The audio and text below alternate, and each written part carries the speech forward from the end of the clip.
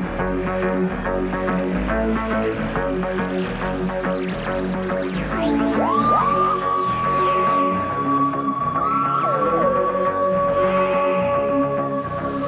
ladies and gentlemen, Nick here, and welcome to my ranking of Doctor Who Season 21, which sees me rank all 7 stories from Season 21, the final 6 stories of 5th Doctor Peter Davison, and I would say it's the final season, but there is one story featuring new Doctor Colin Baker, who is the 6th Doctor. I say new Doctor at the time. So today we'll be ranking those stories of Season 21, which are Warriors of the Deep, The Awakening, Frontios, Resurrection of the Daleks, Planet of Fire, The Caves of Androzani, and The Twin Dilemma. So, let's get started with number 7. Now, number 7, there seems to be a trend happening. The final story of this season, like the final story of the last season, minus the special, is the weakest story. And, yeah, you all know what this is going to be. But I will also quickly elaborate that I do not hate this story.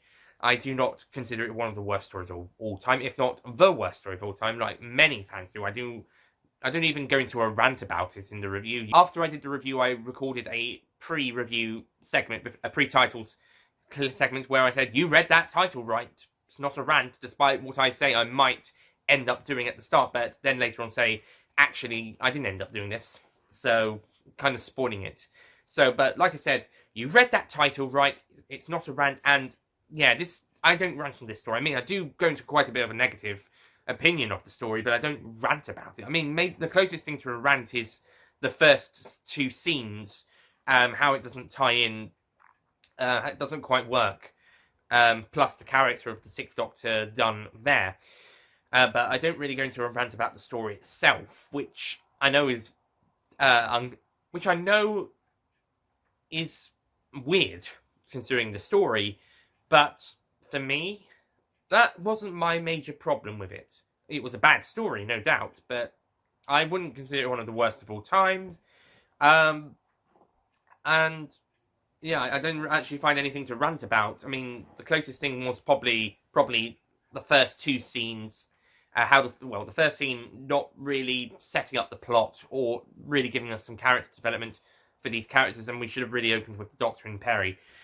And also maybe the Doctor's personality, but or at least how it was in this story. But apart from that, I don't think I actually did go into a rant about the story. So that's why it's just a review, not a rant. And this story is, of course, The Twin Dilemma. Yeah, no rant. I know. I expected myself to go into a bit of a rant, even a small one, but no, I guess not. Yeah, so I call myself a Who fan. Well, I give Genesis of the Daleks a 10 out of 10, so I guess I am a Who fan. Okay, calm down, people. Calm down. Because I'm getting rolled up. Okay, if we all calm down. Okay, I don't hate the story. That's the point. I just don't hate the story. There are points that I didn't like. There are some points I did like. There were some points I liked. I loved that bit where the Doctor told some guy to shut up because he was interrupting them. Like, ooh, don't talk to Master unless you're being spoken to or something. And he's saying, shut up. If it was Tom Baker, he'd probably just make a face. Unless he was in one of his very serious moments. I didn't mention that in the review, but Tom Baker did have his serious moments, but he had moments where he was less than not serious. Yeah, it was Tom Baker, he'd probably just make a face, but Colin Baker snaps at the guy, so thank you. Although, like I said, the character hasn't done that great throughout the story, but he will get better in season 22, probably. But Colin Baker does a great job with what he gets. I think Perry's also a bit better, just a little bit. They definitely started the relationship, but I think it's going to get better again next season. The story is bad, but I do think people will try, and that is not something I would say with something like Warrior's Gate or with Space Pirates. I guess it's just a matter of opinion. I guess people who just get angry or annoyed or just don't like the story. I can see why they would be and why they wouldn't like it. I can get that. So I guess it's just a matter of opinion.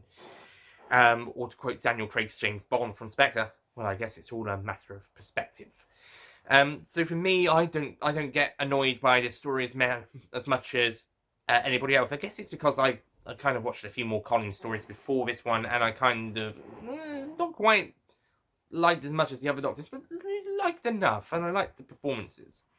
So the story was bad, but I kind of like, well, not quite actually, because this story kind of tries to make the Doctor unlikable for quite a bit of the runtime, although likable in some places. But I think next season he'll be much more likable. I think it is a bad story though. I'm not denying that it's a bad story.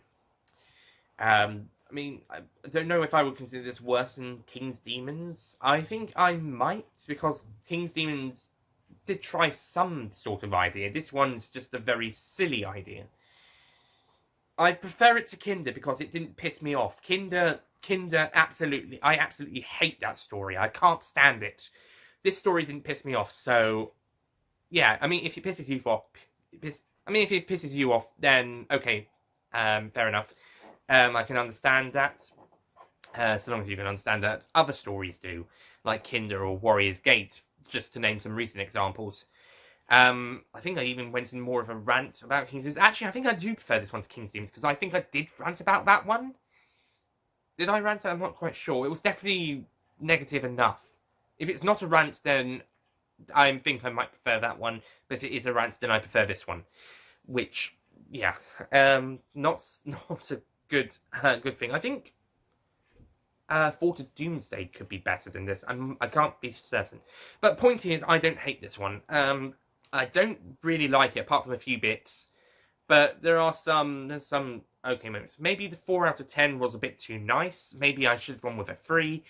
But there were some silver linings. If Colin Baker's performance wasn't so good, or maybe if there wasn't some good single good moments that I did like, maybe it would have been a 3. And maybe it would have gotten a rent. But as it is, I think it's fine at 4. A low 4 perhaps, but a 4 nonetheless. I know lots of people will probably rank it 2, 1, or even 0. Personally, I don't think there's any 0 out of 10 stories. Even the Space Pirates still manages to scrape a 1. But hey-oh. And same goes for pretty much films as well. In fact, I don't think there's a 0 out of 10 anything, unless I absolutely can't stand it beyond anything. If it's literally the worst thing ever. But for Doctor Who, there's no lower than 1 out of 10 score stories. 1's the worst it's going to get. So, yeah, if there is going to ever be a 0 out of 10 story, for 1, that'll be the worst story of all time. 2, well, enough said. So, Twin Dilemma, bad, but I don't hate it. And I could say the same thing about the next story on this list, but I actually think the next story is okay, not bad. I mean, if it had more time to allow itself to be better, I think it could have been good, a bit more good, but it's okay, but I still like it. It's a guilty pleasure. And unlike Twin Dilemma, which is something I'll say, it's not bad, but I wouldn't really want to watch it that much again. But Warriors of the Deep, on the other hand, I actually like, and I would be okay with rewatching it a few more times. It's a guilty pleasure. A bit like Delta and the Bannerman, except not as good. So that's my number 6. Number 6 is Warriors of the Deep.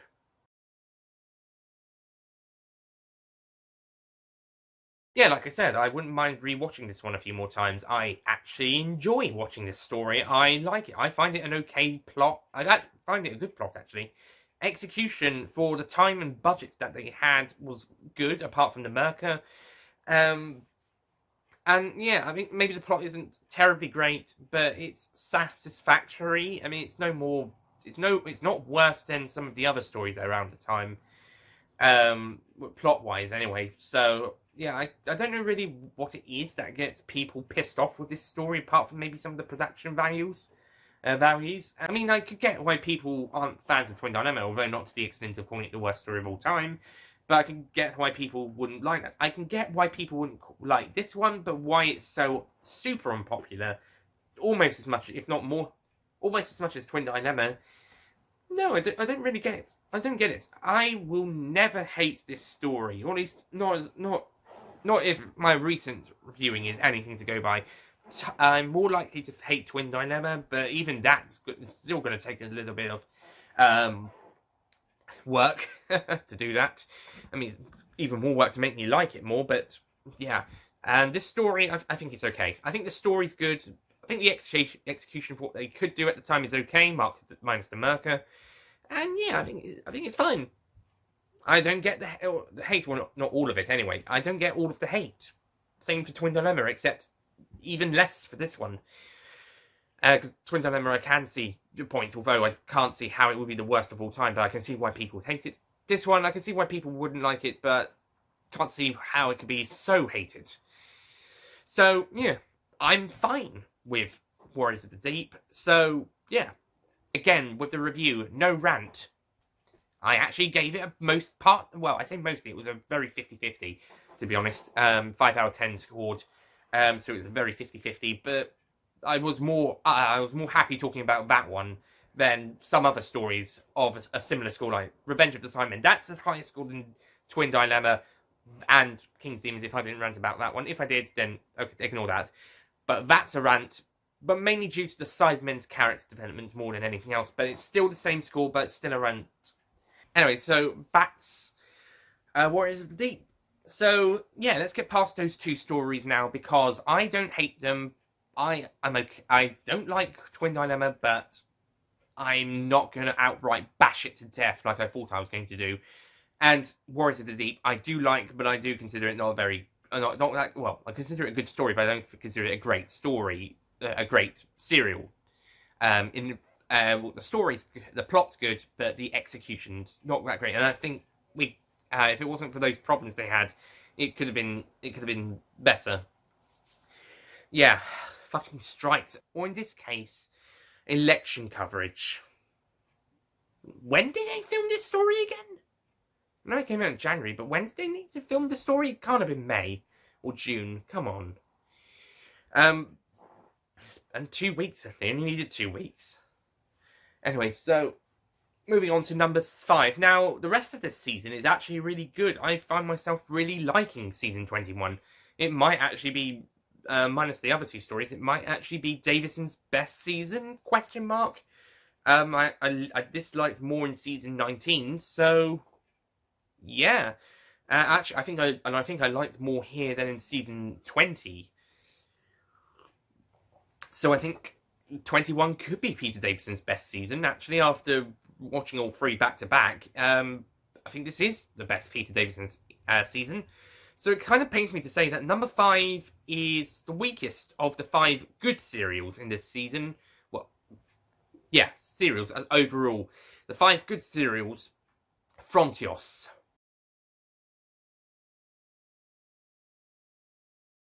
Frontios actually has an interesting concept and some really good execution work to go with it. The story is also pretty good. I'm not going to outright love it. I'm not going to outright enjoy it. But I think it's good. I think it's decent. 4 parts might have been a bit long, but it's serviceable. Characters do go back and forth on decisions, more than Daleks do. But thankfully that stops after episode 3. And things comes to a good ending. And Tractators, yeah, they look like giant wood lice, better than giant slugs, but still good. I think it's a good story. I don't know if I enjoyed watching it, but I thought it was a good story. I think I've had more fun with Warriors of the Deep, but I think the story was definitely an improvement. So, Frontios, that was good. Don't have much more to say. It was good. Number 4. Now, these 4 are 4 of my top 4 Peter Davison stories, as you would have seen in the ranking. And yeah, which is quite a surprise. And considering that out of the 10 stories in that ranking, from 10 to 1, not the honourable or dishonourable mentions, there are season 20 and season 19 stories respectively. But 4 of the 10 stories in that ranking are season 21 stories. That being said, only 1 of them is in the top 5, but 4 out of 10 of them are season 21s. Whilst you've got 1 special and 3 from season 19 plus, 1 season 20 honourable mention and 1 season 19 dishonourable mention. I guess you can tell which one that is. But yeah, season 21 had the most good stories of a season, or at least enough to get into a top 10 ranking. But only one of these top 4 stories of this season got into the top 5, but 4 got into the top 10. So, well done, season 21. And our number 4 choice, which was number 10 in the 5th Doctor ranking, is The Awakening.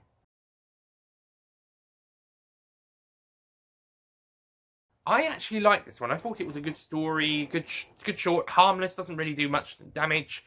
Good entertainment. I mean, it can be a bit of a drag in the middle, but still pretty good and quite interesting. Although we do have, seem to be having several adventures on Earth all of a sudden, and quite a few present-day Earth ones as well, with this Resurrection of the Daleks partly, and part of Planet of Fire. We'll be back to such a thing in 19... And we'll be back to present-day Earth in Attack of the Cybermen for part of that story.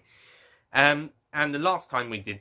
I think the last time we did a present-day Earth story was possibly Mordred Undead, so actually I'm kind of glad for the gap between stories, because we seem to be getting quite a bit of those in the Davison era. Yeah, Arc Infinities, partly... Time Flight, partly... I think before that was probably Castrovalva. Maybe it's just this season then. And not to the extent of the new series, but still quite a bit for some reason. And quite a lot of them were still Earth set as well. But what we have here is very good. I like it. And I like how it's mixing present day stuff with a historical angle, and it's working really well with, plus the sci-fi stuff. That's good. I like it. And I think the characters are pretty good as well. See, Twin Dilemma, this is what you should have done. Write likeable characters. Write interesting likeable characters. Because I'd rather watch a story centered around Tegan's grandfather disappearing than those two boring twins any day. Okay, moving on to number 3. Number 3 is possibly the second most popular story of this season. So sorry to you guys who wanted it number 1 or number 2. But I think it's a very good one. Now, I sort of actually did slightly rant a little bit in this review, but for something that wasn't really only a part of this story, rather than something like Revenge of the Cybermen, where it was a big part of the story. And this is Resurrection of the Daleks.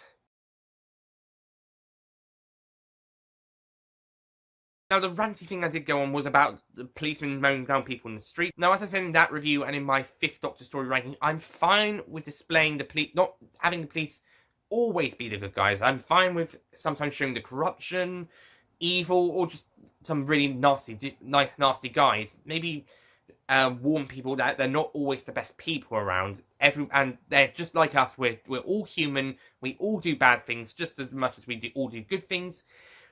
But when it comes to displaying fake policemen murdering innocent people in the streets in broad daylight in a family TV show, and we don't really get any complaints outside, well, newspapers, but not from the police themselves, like we did with Terror of the Autons, where it was a slightly different situation. Yeah, not quite comfortable with that. I mean, and like I said, I'm fine with showing real policemen, kind of, well, not real policemen, but maybe having a look at some police officers who aren't nice. Maybe there are some policemen who, for no reason, shoot people, such as for no reason they still kill black people just because they're black. They just see a black guy, whether they've done anything wrong or not, whether they've got a weapon on them or not. Oh! Yeah, they're just, well, this is mainly in America, but mainly they'll just do something like that. And that's something we could explore. That is a story we could explore. Or an angle we could explore, but it's got to be with the real deal. And with this, it's a bit dangerous to display the fake policemen. It is a great first scene, but it is a bit dangerous to show fake policemen. Except in Terror of the Autons, they didn't murder innocent people. And once they were revealed to be Autons, that's when they started killing the Doctors. The police didn't really try to kill the Doctor, Joe, and the Brigadier. It was Autons. Sort of disguised as the police, but they're fakes.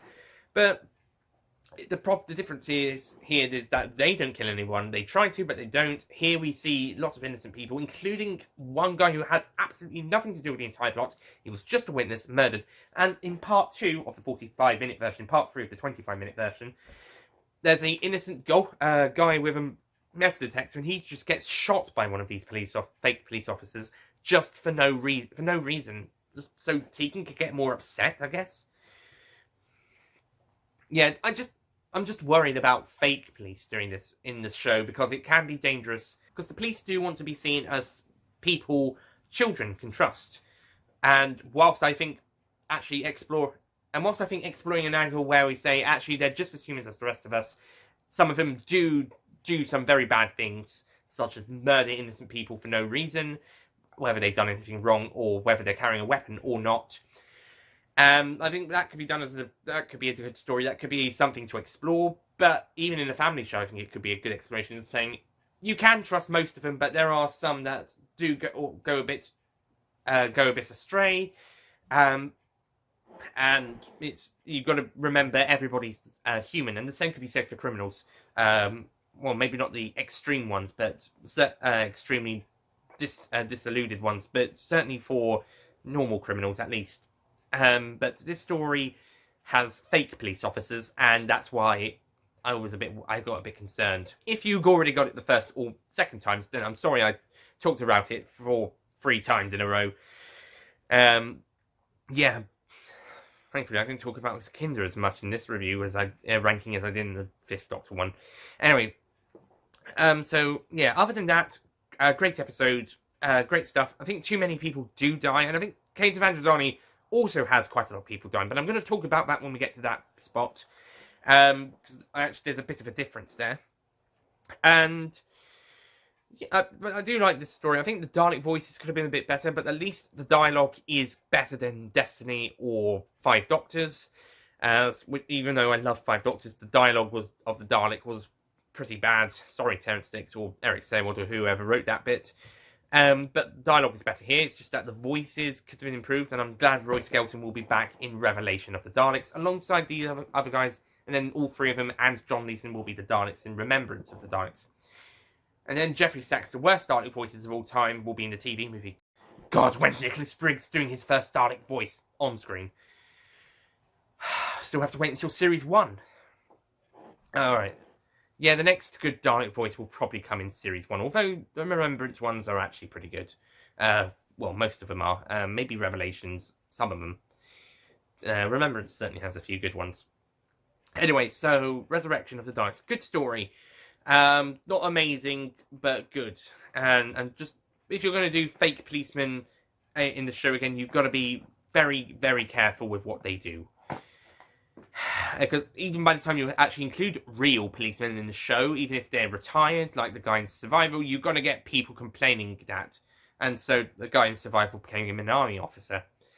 Instead of a former policeman, he's a former army officer because of this controversy. So, yeah, you've got to be careful. Although a good example of a real police officer being shown in a bad light is the guy from Rosa because of the historical context. So that's one example of them doing such a situation right. That is one of what I was suggesting earlier.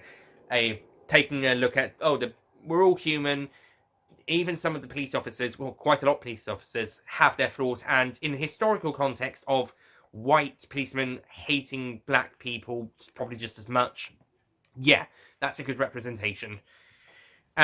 So, yeah. I'm not going to bash the story for what it did. It's just that I was concerned, that's all. Anyway, so that's Resurrection of the Daleks. Very good. Very, very good. Number 2. Number 2 is also very good. Planet of Fire. This story had a lot to do. It had to see Turlo leave, it had to kill Chameleon, it had to kill the Master, although he would later come back, and it had to introduce Perry, whilst also having this whole plot around Planet of Sun, and it connects to Turlo and Lanzarote, where we see Perry, and yeah, it's just a it's got a whole giant bunch of stuff to do, more so than the next 2 stories, or the last one. So it's got a lot on its plate, and on top of all that, it's still got the main plot of the story. And it works well. It's good. I like it. I think it's handled brilliantly. I think Peter Greenway, this is his best of his scripted stories. I think this is the best story he's written. Well, the alternative was Time Flight or Mordred Undead. Whilst Mordred Undead was great, I don't think that's considered one of the great. Well, I did like it. I did put it in my top 10 5th Doctor stories, but I wouldn't put it above Resurrection of the Daleks. Awakening, yes, but not Resurrection of the Daleks. So if it was in this season, then yeah, Resurrection would be second. So yeah, I think Planet of Fire proves it's better by being above Resurrection. And Time Flight, well, yeah, that's not going to be in. That might be a top 5 weakest, maybe. Definitely top 10. I mean, it's one of the other half of the Davison's era, so definitely. Yeah, I think it's handled really well. I think it's greatly written, greatly directed by outgoing director Fiona Cumming. Like Peter Greenway, this will be her last story, and they go off on a good note. And yeah, the visual effects are done a bit better in the special edition, but I actually find that less enjoyable. I think trying to get it down to an hour and 6 minutes was a bit of a mistake. I think it could have been an hour and 10 minutes or an hour and 15, like Enlightenment. Because it is a bit, some of the cuts were a bit jarring. But I still like the story. I think it's good and quite enjoyable. Well, not so much the special edition on my latest viewing, but maybe on another viewing might be okay. Again, it might be better again. But yeah, I like the story. So, Plans of Fire. I like it. Okay, moving on to number 1. Number 1 is the best story of the season. This is the story that's not only in the top 5 best Fifth Doctor stories, but it's actually my 3rd favourite Fifth Doctor story, so it's top 3 material. It's not number 1, it's not number 2, but it's number 3 of that ranking. Here it's number 1, of course. Numbers 2 and 1 are not in this season, so, well, number 1's not in any season, it's a special. But, so, for this season, my 3rd favourite story of the Fifth Doctor's era is the best story of this season, and this is, of course, the Fifth Doctor's final story, and this is possibly the best regeneration story of the classic series. No, sorry, it is The Caves of Androzani.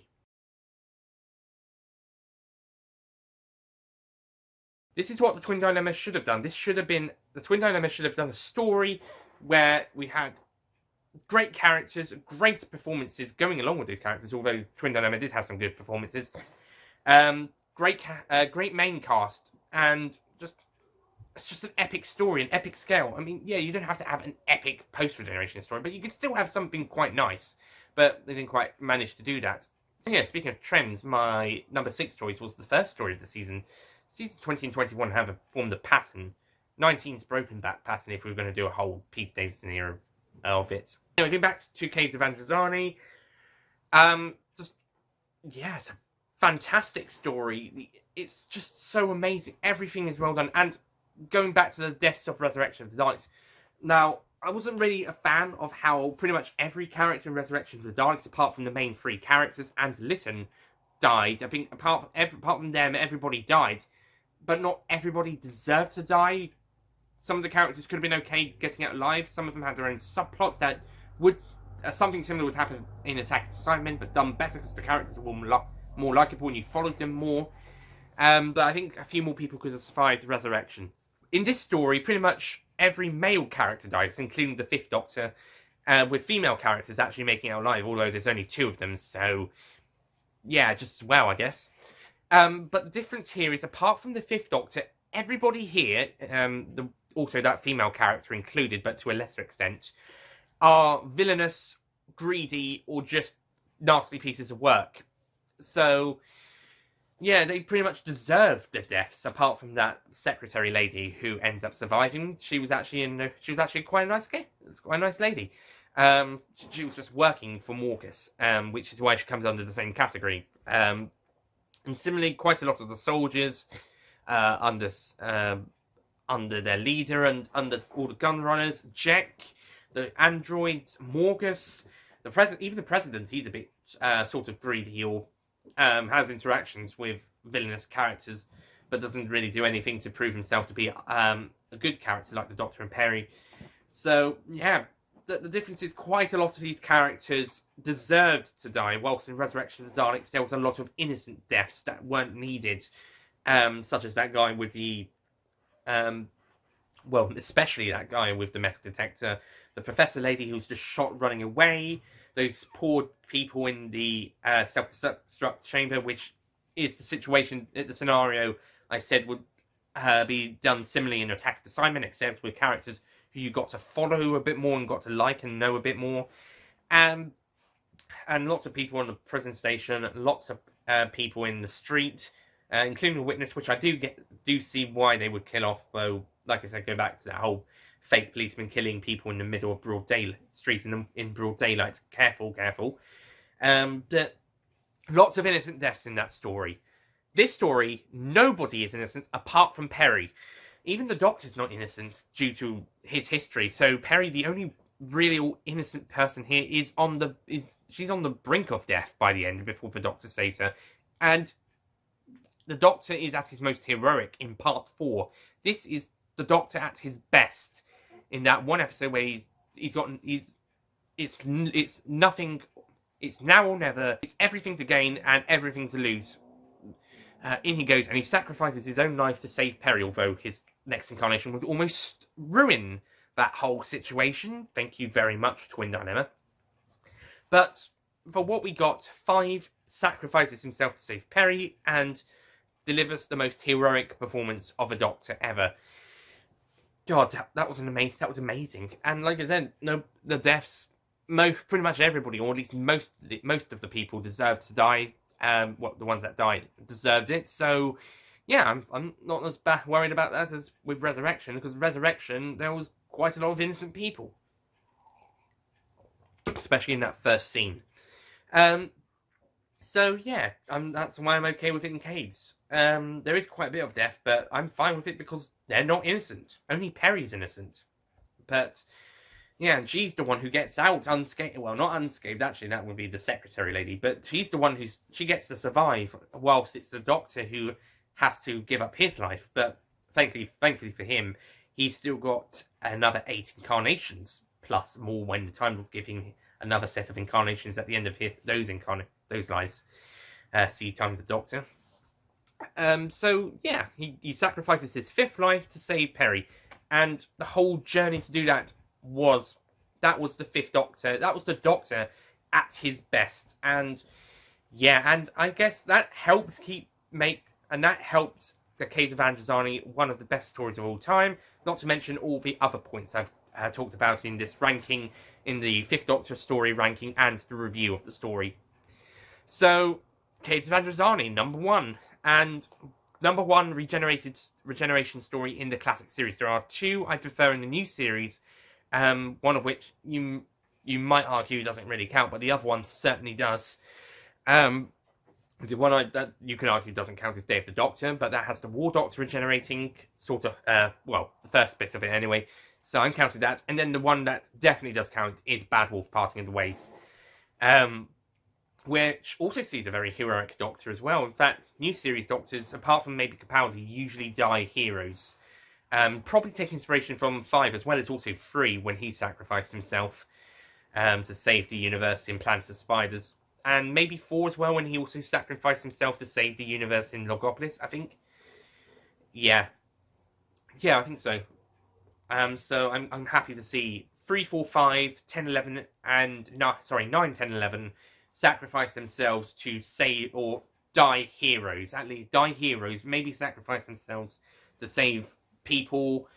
11 sort of just is prepared to die because he's at the end of his life, but he's been using his last few years, his last centuries, to keep this community alive. So I love how the Doctor, these 6 Doctors in particular, die heroes, and I think 5 is possibly the best example of that. It's so beautiful as well. So anyway, so that's my ranking, and I'll recap my list. Number 7 is the Twin Dilemma, which, again, I do not hate. Number 6 is Warriors of the Deep, which I also don't hate. I actually kind of like it. Number 5 is Frontios. Number 4 is The Awakening. We're into top 10 Peter Davison story territory with that story here. Number 3 is Resurrection of the Daleks. Again, the problems I have with the police officers mowing down people in the streets, fake police officers, I should say, doesn't actually affect my enjoyment of the story, doesn't affect the story. It's just that's something I want to bring up. I just want to make people aware of. It's dangerous having fake policemen do that. Real policemen, good story angle. Fake policemen, dangerous representation. So yeah, I just want you to be aware of that. Other than that, brilliant story. Number 2, Planet of Fire, managed to do everything it had on its plate and did it pretty well. I mean, the weakest stuff was the whole Logos and cultural stuff. But besides that, I think it pretty much handled itself very well. I prefer the full version than the special edition, to be honest. Even with the better effects in the special edition, I prefer the original broadcast version. And number one is, of course, the best regeneration story of the classic series, and the third best regeneration story overall, the Caves of Androzani, which is where the Doctor is his most heroic ever, particularly Part 4. So, yeah, so that's it from me. Thank you for watching. Next time we'll be jumping into Colin Baker's first full season as Sixth Doctor in pretty much what is one of my favourite 80s seasons, dare you believe. I mean, season 21's gotten a bit better as well. 2019 have also gone up in opinion, but... So, yeah, so next time, Attack of the Cybermen to kickstart season 22, and I'll see you guys next time. Goodbye.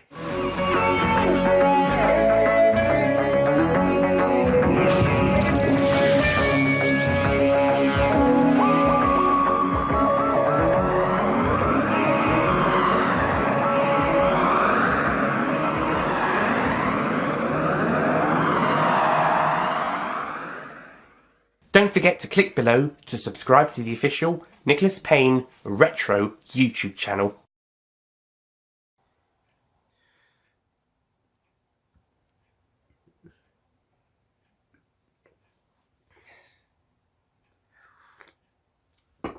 Can't even go more than 25 seconds without burping.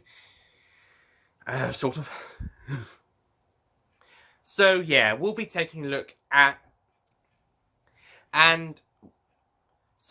Number 7. Now, this seems to be a bit of a trend happening here on with these 2 seasons. You read that title right, like I said. You read that title right. Said that's in a later re-record. You read that title right, like I said, in a later... well, I gave Genesis of the Daleks. Story's bad, but I think people do try with it. Excuse me. But Twin Dilemma, I think is okay. No, I don't. And I could say the same for the next story, but I actually like the next story quite a bit. Next story. And I could say the next thing about... same could be said for Twin Dilemma, to be honest, apart from character development, I suppose. And actually, Twin Dilemma, I know... I mean, again, do not expect the rant of... again, the review. Do not expect... yeah. Maybe I should go to Nat 4 then.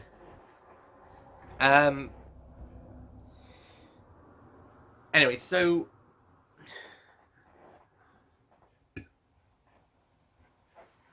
Or in this case, not Olympic.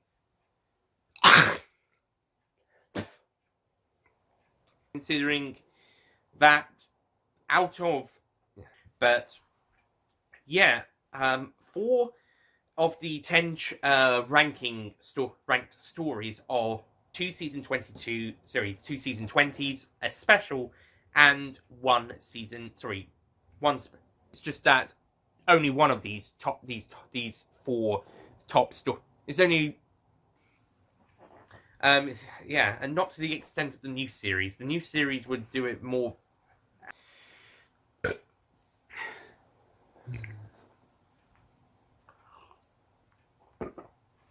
Now, Now, as I said, that in my 5th Doctor ranking... Now, as I said, I think that's the same problem with Terror of the Autons. Except with Terror of the Autons, they didn't really try... Because the police do want to be seen as a trustable force, trusting people to... so, yeah, I'm just hoping that you understand by now. If you got it first time round, then sorry for going round about it 3 times. If you got it the first time or the second time, sorry I went round about it for the first... God, when's Nicholas Briggs joining the show? The best time they've done... so that was one way. That was one thing that they were able.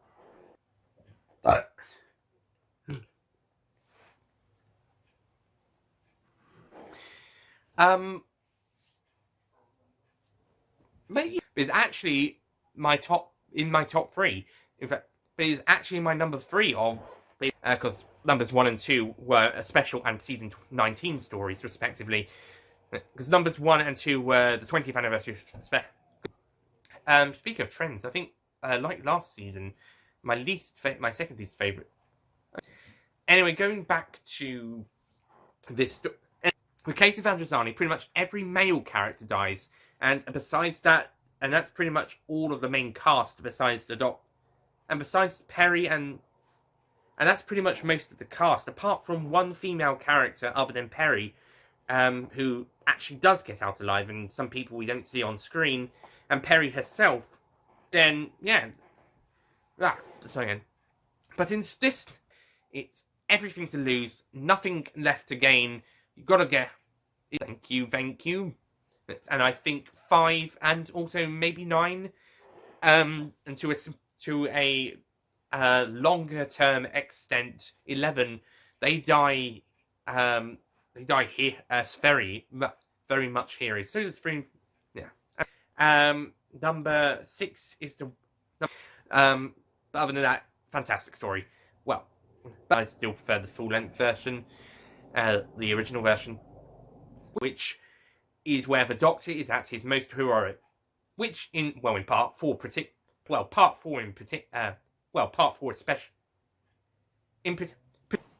Better not be 2 pieces of footage.